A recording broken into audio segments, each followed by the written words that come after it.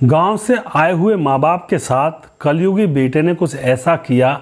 दोस्तों, माँ बाप तरसते रह गए, भगवान ऐसा बेटा किसी को भी ना दे। इस कहानी के पीछे क्या वजह थी और क्या हुआ था उन बूढ़े माँ बाप के साथ जो अपने बेटे के जन्मदिन में, यानी कि अपने पोते के जन्मदिन में दिल्ली पहुंचे थे ट्रेन से, लेकिन वहां पर उनके साथ जो होता है आंखें नम करने वाला वाक्य होता है। नमस्कार, मैं हूं सुदेश कुमार और मेरे गोपाल चैनल में आपका स्वागत है। दोस्तों, एक राजेंद्र नाम के बुजुर्ग होते हैं जो कि 60 साल के हैं। उनकी पत्नी उर्मिला है 58 साल की।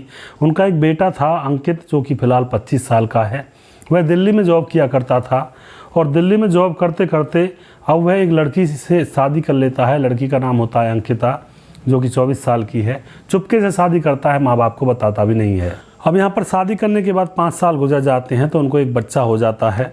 बच्चा भी फ़िलहाल 5 साल का हो जाता है।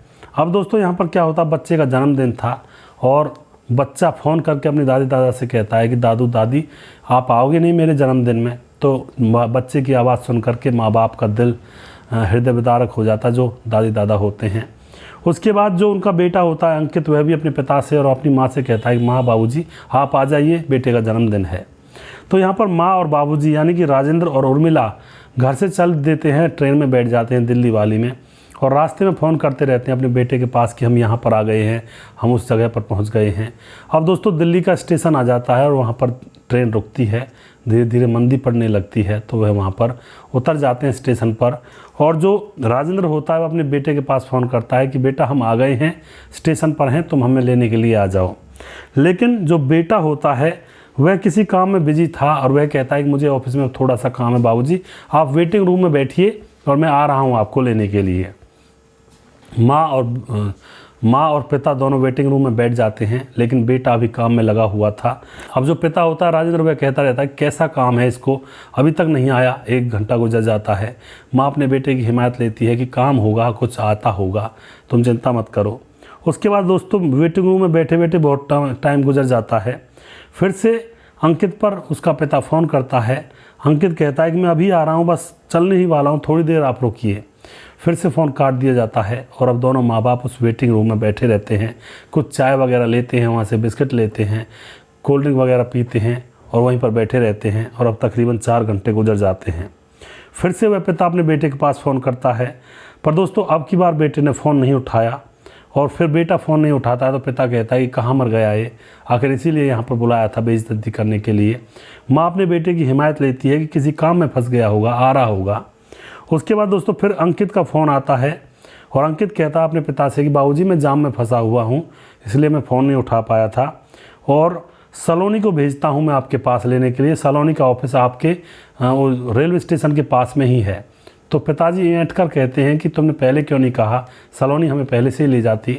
अब दोस्तों, यहाँ पर बूढ़े माँ बाप सलोनी को देखने के लिए तैयार हैं कि बहू से पहली बार मुलाकात होगी, लेकिन सलोनी भी वहाँ पर 1 घंटा हो जाता है। जो बेटे की पत्नी होती है वह भी वहाँ पर नहीं पहुँचती है। 1 घंटा और बीत जाता है और अब दोनों बुजुर्गों को भूख लगने लगती है, जो कि रेलवे स्टेशन के वेटिंग रूम में बैठे हुए थे। अब पिता और ज़्यादा नाराज़ हो जाता है, लेकिन जो माँ होती है, जो उर्मिला होती है, वह अपने पति राजेंद्र को शांत करती है कि बेटा अभी कहीं बिजी होगा, कहीं ना कहीं किसी काम में लगे होंगे, तुम्हें भूख लग रही है इसलिए गुस्सा आ रहा है, चलो तुम पूड़ी और आलू की सब्ज़ी खाओ, जिसको वह साथ लेकर आए थे। तो उस समय जो माता पिता होते हैं पूड़ी सब्ज़ी खाने लगते हैं। भूख के आगे उनको कुछ दिखाई नहीं दे रहा था। पूड़ी सब्ज़ी खाने के बाद दोस्तों फिर पापा ने अंकित के पास फ़ोन किया और अंकित कहता है अरे पापा, आपको सलोनी लेकर नहीं आई, मैं तो घर पहुंच गया, मैं तो समझ रहा था कि तुम्हारी बहू आपको लेने के लिए पहुंच गई होगी। पापा कहता है कैसा मूड दिमाग है, हमारे पास कोई भी नहीं आया अभी तक। तो अब यहाँ पर बेटा कहता है कि आप रुकिए, मैं सलोनी को दोबारा से भेजता हूँ। दोस्तों, वह सलोनी से कह देता है या नहीं कहता कोई पता नहीं। अब माँ बाप फिर से वेट करने लगते हैं और शाम के 4:30 बज जाते हैं। सुबह 10:30 बजे के उस स्टेशन पर उतरे थे, लेकिन बेटा बहू लेने के लिए ही नहीं पहुँचते हैं। 4:30 बज जाते हैं। माँ की तबीयत ख़राब होने लगती है क्योंकि माँ पहले से ही बीमार चल रही थी। तो जो पति होता है वह कहने लगता है उर्मिला से कि कोई दवाई वगैरह ले लो। तो वह मेडिकल से दवाई लेने के लिए जाता है, लेकिन मेडिकल वाले दवाई नहीं देते हैं, कहते हैं डॉक्टर को दिखाओ पहले। दवाई भी नहीं मिलती है और जो उर्मिला होती है वह बीमार होने लगती है। अब दोस्तों यहाँ पर वह फिर से फ़ोन करता है अंकित के पास अंकित के फ़ोन पर फ़ोन करता है। डायरेक्ट जैसे फ़ोन उठता है तो वह कहने लगता है कि बेटा तुम कहाँ हो, तुम्हारी माँ की तबीयत बहुत ज़्यादा ख़राब होने लगी है। अब दोस्तों पिता ने तो फ़ोन किया था, जल्दी आ जाओ बेटा तुम्हारी माँ की तबीयत ख़राब है, लेकिन दूसरी तरफ से एक लड़की बोलती है और कहती है कौन अंकित, रॉन्ग नंबर है तुम्हारा। तो बुजुर्ग आदमी कहता है तुम बेटी सलोनी ही हो ना। वह कहती है हाँ मैं सलोनी हूँ लेकिन रॉन्ग नंबर है ये, और फ़ोन को काट देती है। अब पिता समझ जाता है कि कोई ना कोई मामला गड़बड़ है।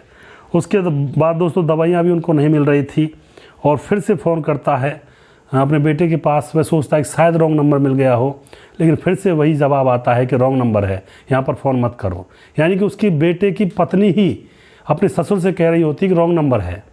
अब यहाँ पर क्या होता है दोस्तों, दोनों बुजुर्गों की हिम्मत टूट जाती है। माँ उर्मिला ने कहा कि तुम चिंता मत करो, बेटा आएगा, वह मुझे दिखा देगा जब मैं सही हो जाऊंगी। लेकिन बेटा कहाँ आने वाला था, बेटा तो फ़ोन भी नहीं उठा रहा था।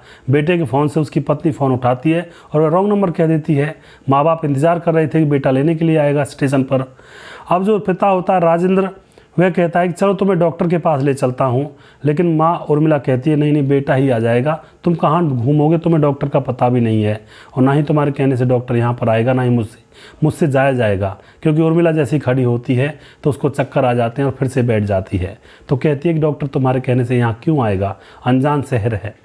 तभी दोस्तों पिता ने फिर से फ़ोन किया अपने बेटे के पास, तो फ़ोन उसकी बहू ने उठाया और फिर से कह दिया कि यहाँ पर फ़ोन क्यों कर रहे हो, ये रॉन्ग नंबर है। तो रॉन्ग नंबर कहकर फिर से फ़ोन काट दिया जाता है। अब वह दोनों बुजुर्ग आदमी वेटिंग रूम में बैठे हुए थे। उनकी सारी हरकतों को वेटिंग रूम का सहायक देख रहा था और वह एकदम से बोल उठता है कि ये दिल्ली है साहब, बाबूजी ये दिल्ली है, यहाँ पर बेटे बेटी लेने के लिए नहीं आते, यहाँ कोई आने वाला नहीं है। और उसके बाद जो सहायक होता है वह डॉक्टर लेकर आता है और बुजुर्ग औरत को दिखाता है। डॉक्टर कुछ दवाइयाँ देता है और ना फीस लेता है उनसे और कहता है कि मेरा मेडिकल यहीं पास में है, वहाँ से मैं दवाई दे दूँगा। ये दोनों कहते हैं राजेंद्र और उसकी पत्नी उर्मिला कि बेटा फ़ीस बता दो, लेकिन डॉक्टर कहता है कि नहीं, आप मेरे माँ बाप के समान हो, मैं आपसे फ़ीस नहीं लूँगा, आ जाओ मेडिकल पर, मैं कुछ दवाई दे देता हूँ। लेकिन जो सहायक होता है वेटिंग रूम का वह कहता है बाबूजी आप यहीं पर रुकिए, मैं दवाई लेकर आता हूँ। तो यहाँ पर राजेंद्र सोचता है कि अपने तो पूछ भी नहीं रहे, अपनों को तो यही पता नहीं है कि माँ बाबूजी गाँव से आए हैं, लेकिन अनजान लोग सहायता कर रहे हैं। यह कैसा खेल है विधाता। उसके बाद क्या होता है दोस्तों, यहाँ पर अब डॉक्टर से दवाई लेकर आता है सहायक और उर्मिला को दवाइयाँ दे दी जाती हैं। उर्मिला धीरे धीरे ठीक होने लगती है। अब यहाँ पर जो सहायक होता है वह कहता है कि बाबूजी आप गाड़ी पकड़ लीजिए, 2 दिन पहले पंजाब से भी 2 पति पत्नी आए थे, वह भी यहाँ पर बैठे बैठे 2 दिन तक इंतज़ार करते रहे, लेकिन उनके बेटा बहू यहाँ पर उनको लेने के लिए नहीं आए और वो दोनों उल्टे चले गए। तो आप भी गाड़ी पकड़ लीजिए, यहाँ पर आपको कोई लेने वाला आने वाला नहीं है। तो बुजुर्ग आदमी राजेंद्र उस सहायक को 500 रुपये देता है और कहता है बेटा हमारी वापसी की टिकट कटवा दो, ट्रेन शाम को उसी प्लेटफॉर्म पर आने वाली थी। तो वह वापसी की टिकट कटवा देता है और कुछ खाने पीने की चीज़ें वह सहायक उन बुजुर्गों को दे देता है और दोस्तों उनकी सहायता करता है, पूरी तरह से दोनों को गाड़ी में बिठा देता है और फिर गाड़ी चलने लगती है अपने देश अपने गांव की तरफ। अब गाड़ी चलने लगती है तो अब गाड़ी के अंदर कुछ देर बाद फिर फ़ोन आता है उसके बेटे का, अंकित का। जो राजेंद्र होता है पिता, उसके फ़ोन पर उसके बेटे अंकित का फ़ोन आता है। कहता है बाबूजी आप कहाँ हो, मैं आपको लेने के लिए आ गया। तो अब पिता जो सवाल देता है दोस्तों वह बहुत ही मार्मिक होता है। अब पिता कह देता है कि ये रॉन्ग नंबर है, यानी कि अपने बेटे से कह देता है कि ये रॉन्ग नंबर है, इस पर फ़ोन मत करना, और फ़ोन को काट देते हैं और दोनों पति पत्नी अपने गांव की ओर चले जाते हैं। तो दोस्तों क्या हो गया है आज के ज़माने की सभ्यता को, क्या बेटों को इसीलिए पैदा किया जाता है कि वह आगे चलकर माँ बाप की बेइज्जती करेंगे?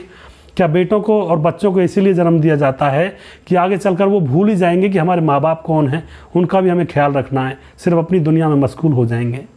और यहाँ पर दोस्तों ऐसे कृत्य होते हैं आज के ज़माने में। माँ बाप तरसते हैं बच्चों के सुख के लिए, लेकिन बच्चे अपनी अपनी चलाते हैं।